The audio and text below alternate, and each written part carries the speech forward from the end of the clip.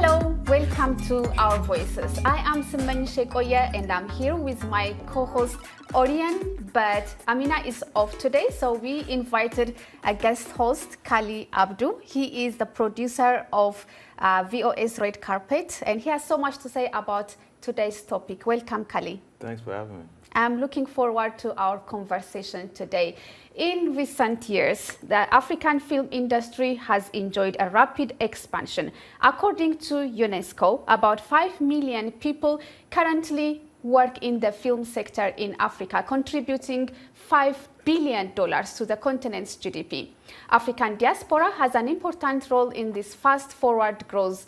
African and Black diaspora film festivals are held worldwide all year round. These events highlight the excellence of African cinema and Black talent from Africa and the African diaspora. While these festivals connect African film producers, buyers, and audience with the rest of the world, they also increase visibility and recognition for African identity, knowledge, and culture, often bypassing economic, class, and racial barriers. Some of these festivals also serve as a platform for highlighting social, economic, and health issues that affect people of African descent. On this week's episode of Our Voices, we'll review the rise of Black cinema. We'll also hear from advocates for an inclusive film industry, especially empowering women of color who are seeking new opportunities. And we will explore how African and Black film festivals in the diaspora help expand the entertainment industry to other parts of the world. A movie portraying an all-female warrior unit that centuries ago defended the West African kingdom of Dahomey, what is today the country of Benin, is drawing both praise and criticism. VOA's Penelope Pulu reports The Woman King has an all-Black and mostly female cast, a first for a major Hollywood motion picture.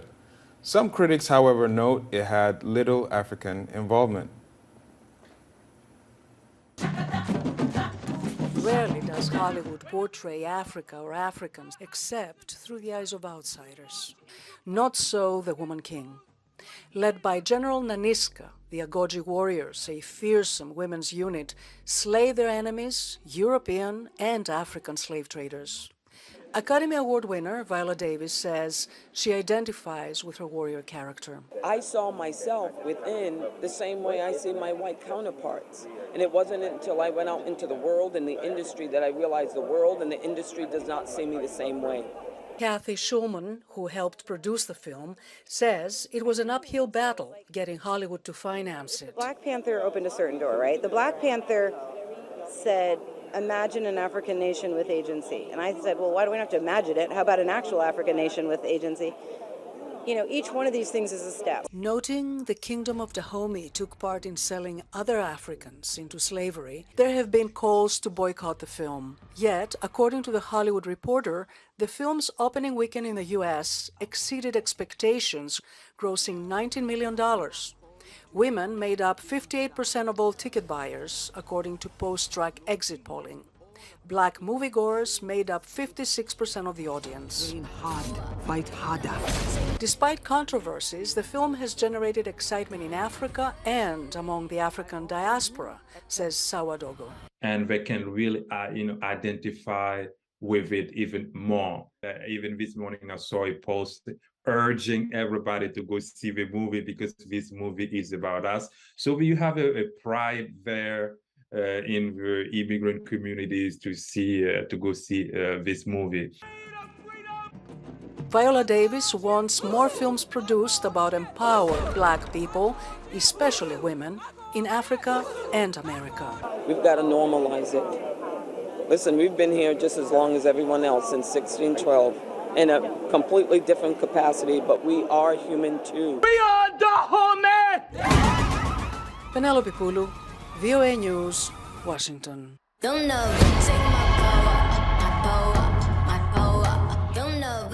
I remember how I felt after watching The Woman King, but Kali, tell us about the critics. Yeah, there's been some criticism because, there's been little African involvement, like the professor who was speaking about the film was saying, there's not been much representation in front of the camera and behind the camera. And, you know, it's kind of expected because Hollywood is Hollywood. Hollywood will use who Hollywood knows. And so I think this is just early steps, but the criticisms are valid for sure. Yeah, I mean, for me, it's really, really empowering. Oriane, would you agree with the criticisms? I think for the most part, they're being harsh on Hollywood for what it did in terms of the actors and the producers of the movie. I think that we would love to see African actors in an African movie, but I don't think that's necessary, because the most important thing is to tell the story right, the African story right, with dignity and with truth. So, for instance, if you made an African movie while in Bollywood, for instance, in India, you wouldn't necessarily have African actors. You would just work with the actors that are on the ground. So I think that I give kudos to Americans, African Americans, who are playing the roles of Africans and doing very well.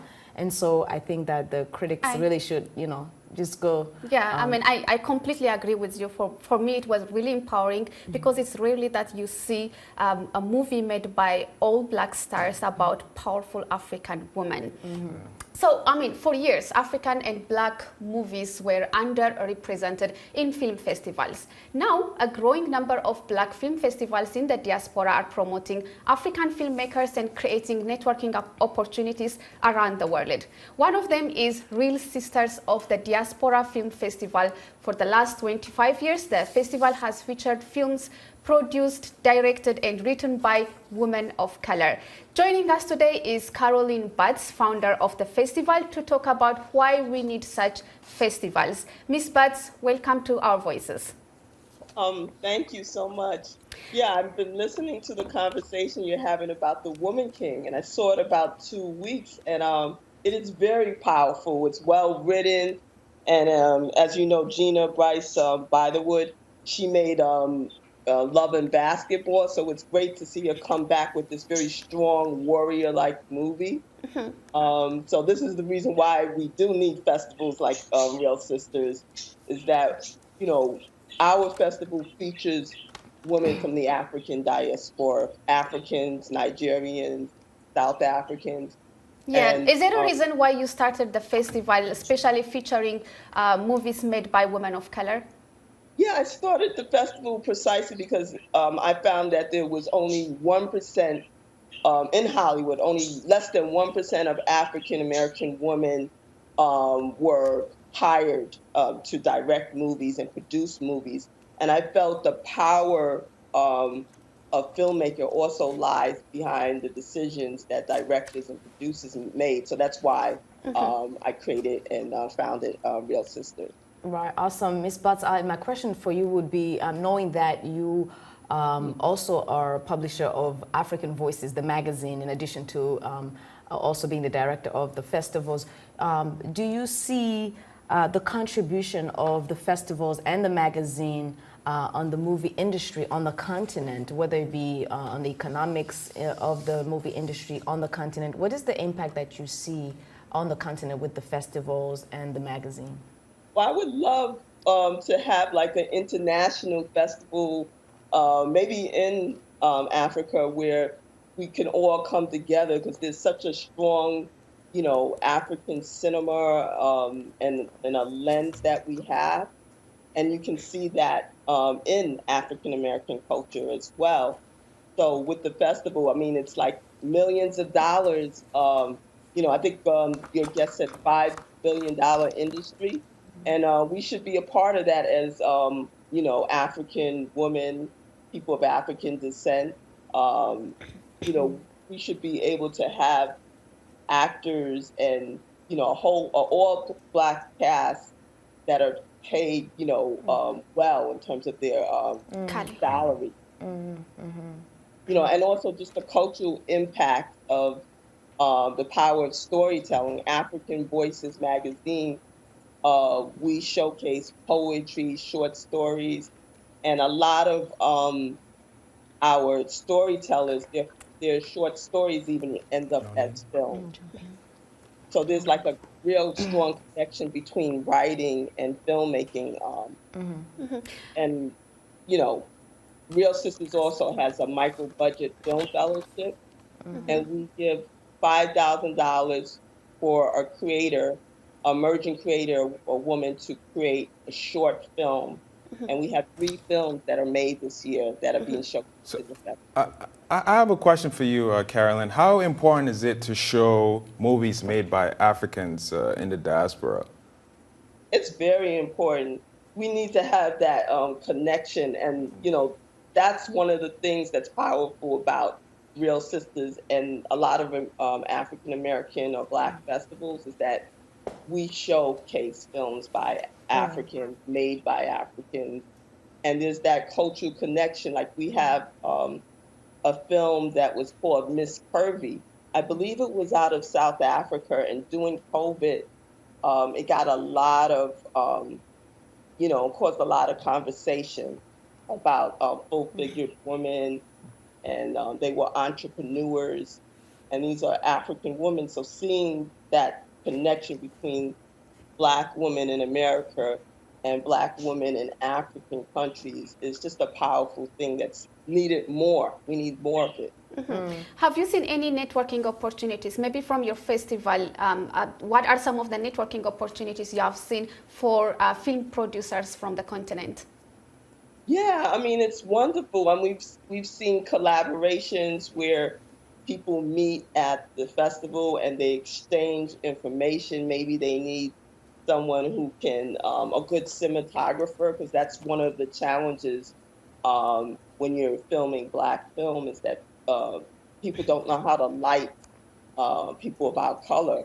So sometimes people make those connections with cinematographers. They make connection with good editors, and they just create, it's a really a cultural celebration and also a powerful way that we can build, on the creativity and benefit our communities benefit. Does the festival have a theme or a content that they focus on in terms of what they want to showcase in the festivals? Is there a theme, or do you just overall cover what's coming from the continent in general? We just cover what's coming from the continent. So we, occasionally we might have a theme. Like this year is our 25th anniversary, so we were kind of just celebrating the different films we've had throughout the years. We have a retrospective showcase where we brought back films that we may have shown 20 years ago that are still relevant today. So that's, kind of how we program it. And I think it's really natural to be able to see what's important to people today and see how it connects back to the past. And I can just say there's a film that's in the festival now. It's called The Sun Rises in the East, and it's about the 1960s in Brooklyn. There was a Pan-African movement where people were trying to, people were actually building thriving businesses. They had African-centered schools, they had a food co-op, they had a magazine and bookstores. So it's showing also, again, African Americans and how we are reconnecting with our culture and that we're very aware of our history. Thank you so much. Thanks for joining the program, Carolyn. It's a pleasure. Yeah. Thank you. Yeah. That was Carolyn Butts, founder of Real Sisters of the Diaspora Film Festival. Thank you for joining us. It's now time for a quick break, but first we want to remind you of our social media platforms. We are on Facebook at VOA Africa, and our Instagram and Twitter handle is at VOA Our Voices. We're also on WhatsApp, and our number is country code +1 202 503 9025. We'll be right back.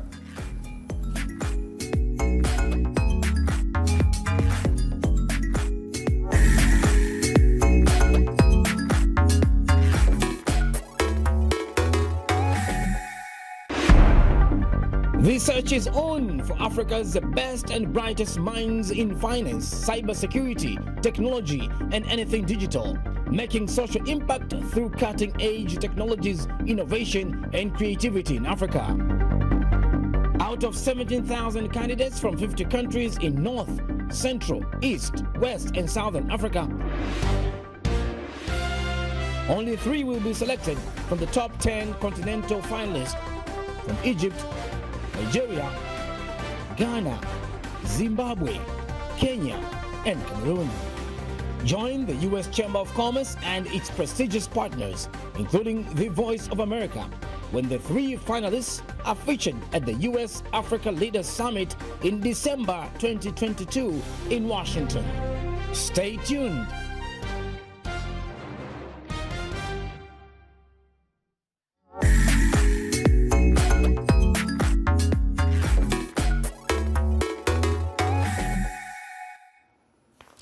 Welcome back. You are watching Our Voices. Today we are discussing Black cinema and the role African and Black film festivals in the diaspora play in promoting the talents of African descent around the world. A documentary about the impact of climate change in Africa was a highlight of the annual French Film Festival in Los Angeles last year. The festival, City of Light, City of Angels, attracted filmmakers from Paris and fans from Los Angeles. Mike O'Sullivan reports on the documentary Marcher sur l'eau, translated in English as Above Water, which is causing a buzz. Let's take a look. A Los Angeles gathering of French actors and filmmakers, along with Americans who love international film.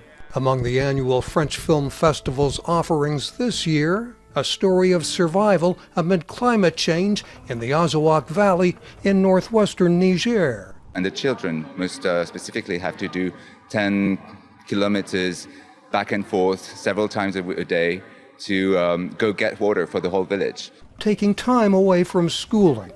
Filmed over the course of a year, the French filmmakers returned to the village 5 times. And we're supposed to go 6 times, but then COVID hit and everything was locked down, so we had to cancel this last visit. The film marks the directorial debut of Aïssa Maïga, a French actress who was born in Senegal. She and the filmmakers worked with the non-profit group Aman Iman, whose name means water is life in the region's language.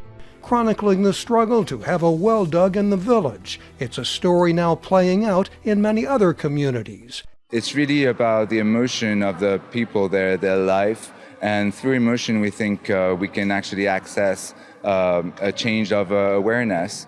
Along with raising that awareness, the filmmakers urge viewers to support the expansion of the network of village wells. The festival offers exposure and possible distribution deals for French films and television shows, which have a new audience because of streaming platforms.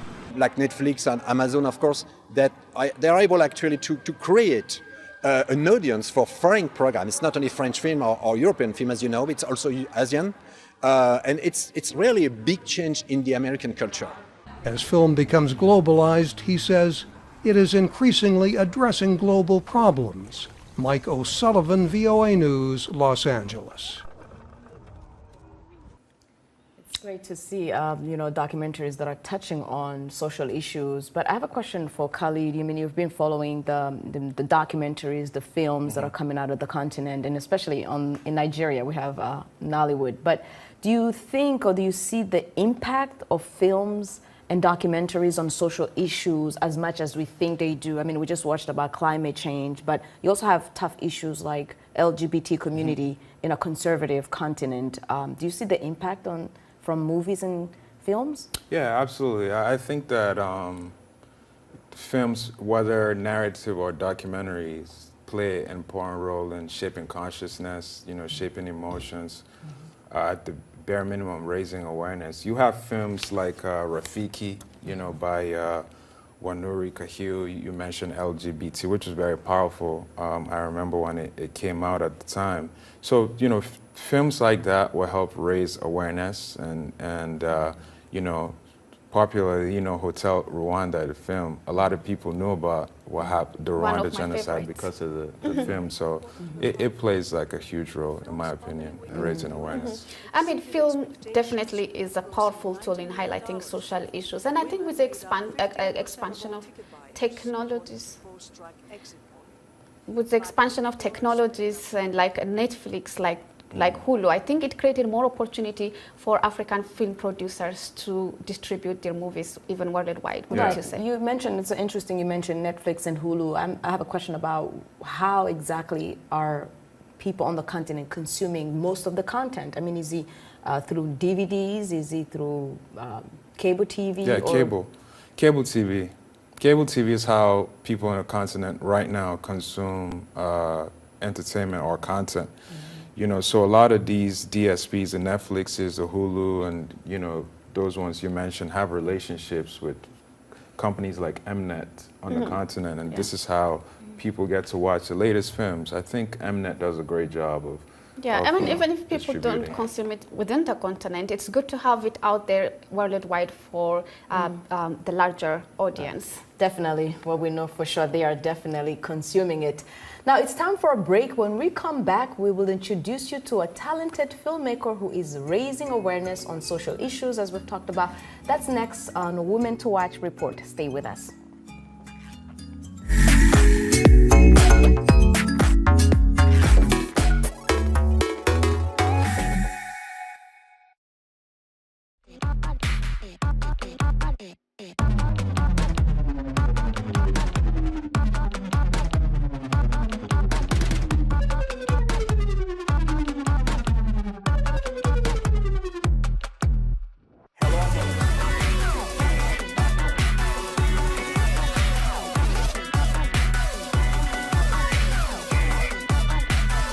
From around the world.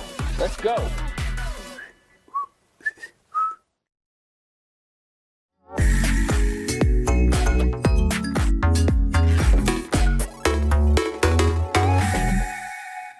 Welcome back. You're watching Our Voices. This week, we immerse ourselves in the world of film produced from African communities.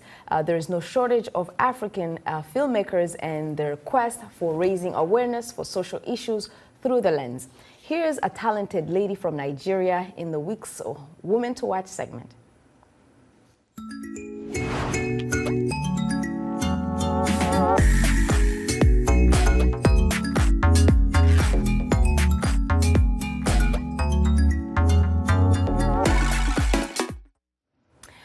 Nadine Ibrahim, if you remember, is the caring mother and founder of the Naila Foundation. She appeared on Our Voices a few weeks ago. She is also an award-winning filmmaker based in the United Kingdom and in Nigeria. After graduating from the University of Gloucester with a degree in media and film production, Ibrahim delved into the world of filmmaking. Her short documentary film, Through Her Eyes, was a semi-final at the Los Angeles Cinema Festival and nominated in the short film category at the Africa International Film Festival. Naila media work touches on issues such as corruption, gender-based violence, terrorism, and amongst other important issues in Nigeria. Let's watch a clip from her short film, I'm Not Corrupt. You know, it's good that we can see and hash this out face to face. Especially the nonsense put on social media that we, the leaders, are the problem of Nigeria. Your children call me names, hash this, tag that, but when I ask for their audience, all I get is radio silence. You keep pointing fingers, yelling, missing taxes. But let's be fair, do you actually pay your taxes? Your allegations are nonsense, dismissed because you have no evidence. You even asked to be paid to bear witness, and then you call me the enemy of progress. How am I corrupt? Don't you see the good roads, the big malls, the nice parks? If I do, I go talk. If I don't do, I go talk. We no trust you because only talk on Asabi. When election come down, I go tanda for House Asabi. Then your people will come vote, go line up, make we arrange with wrapper, rice and onions and some small change. It's easy for you to talk rubbish. I am not corrupt, yet you are super rich. I no blame you now. I know so I no get shame. That's why you fit set mouth to define who to blame. You remember Mama Emeka, the one who stood for you? She died of a heart attack because of you. She lost her source of livelihood all because of you. You even chased her with task force, Mopol, and even SARS too. No selling by the roadside, no this, no that. That woman died in many ways than I can even count. Her first son died because your hospitals are nothing but morgues. They wouldn't touch him unless she greased palms. Her daughter was shot the day your boy stopped her boss. But your people didn't care. Oga must get returns. And just like that, a graduate was dispatched to meet her God. If only you tell Mama Emeka say, the future where you promise no go reach am at all. Say you go break a small shop to make way for big mall. Say the house so she swears build better pass for tree and grass. And the fine road where you promise, we know they see and pass. You squander the wealth we're all entitled to, then ship your children abroad, bring them back with private jet for reserved cushy jobs. But me and my son, we dey hear the hustle. They pray to Baba God for our daily bread and that our sons don't end up dead. So I beg, don't they preach what no make sense. We are all in this because you sold your soul, while we sell our votes for the monies you stole. How you go beat speaking, tell us to make you no cry? So let's be clear. Me too, I am not corrupt. Wow, amazing. I mean, this is why we say film is powerful, to be a platform to bring a voice for the voiceless. Yes, that's right. I mean, I love the cinematography, the content, the actual content that really touches from the politicians to the rural woman. It's really powerful. What do you think, Ali? Yeah, I love it. I love the fact that you hear both voices, you know, and both voices are our voices. Yeah. You have the politician's point of view. Yeah. You have the trader, the lady's perspective. It's very powerful. Yeah. I love the production of that. Yeah. I think it was very interesting. I actually wanted to watch it over and over because, you know, it's real. This is everyday life of a woman at the market and everyday thought of a politician, because he's always being accused of being corrupt. And they just put it very well. I congratulate her for that. Yeah, definitely. I mean, these are voices we hear in everyday life of people in the continent and even outside. And that's our show for today. We will see you again next week with another exciting program, but please continue the conversation on our social media platforms. Until then, thanks for watching.